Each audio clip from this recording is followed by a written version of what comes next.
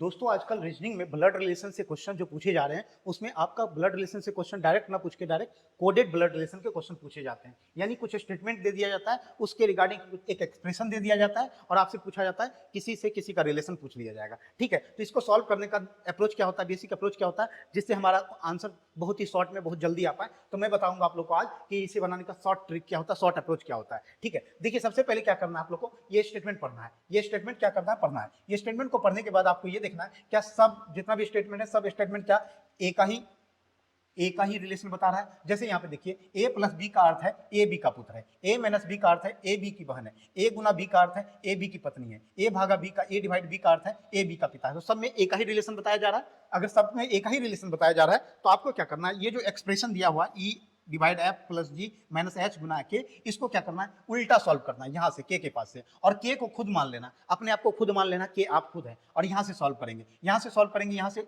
आगे आइए क्योंकि यहाँ पे भी आपको क्या पूछा था, ई से के का रिलेशन पूछा जा रहा है। तो ये देखिए इसको कैसे करना है, तो इसको करने का तरीका क्या, के को आप खुद मान लीजिए और यहाँ से आप उल्टाइए। जैसे के टू एच आइए, आपके गुना है बीच में, तो गुना का मतलब होता है पत्नी, गुना का मतलब क्या होता है, ए गुना बी का अर्थ है पत्नी, यानी के की पत्नी एच, यानी आपकी पत्नी एच होगी, आपकी पत्नी क्या होगी, एच होगी। फिर उसके आगे आइए तो माइनस, इस बीच में माइनस है, माइनस का अर्थ क्या होता है, बहन, माइनस का अर्थ क्या होता है, ए माइनस बी का अर्थ है ए बी की बहन है, यानी आपकी पत्नी की बहन होगी। आपकी पत्नी की बहन आपकी कौन लगी, साली लगी, यानी सिस्टर इन लॉ लगी। ठीक है, उसके आगे फिर आइए, उसके आगे प्लस है, प्लस प्लस का मतलब होता है यहाँ पे, प्लस का मतलब होता है पुत्र। तो यहाँ पे देखिए जी का पुत्र कौन है, एफ है, जी का पुत्र कौन है, एफ है, यानी आपकी साली का पुत्र कौन है, एफ है, आपके साली का पुत्र एफ है। उसके बाद आगे आइए, आगे भागा है, आगे क्या है, भागा है, भागा डिवाइड है, डिवाइड का अर्थ होता है पिता, यानी एफ का पिता कौन है, ई है, एफ का पिता ई है, यानी आपका कौन हुआ, तो आपके साली का हस्बैंड हुआ, आपके साली का हस्बैंड हुआ कौन, ई हुआ। तो आप उससे क्या रिलेशन हुआ, तो इसमें रिलेशन में ऑप्शन में देखिए क्या है, तो ऑप्शन को देखना है,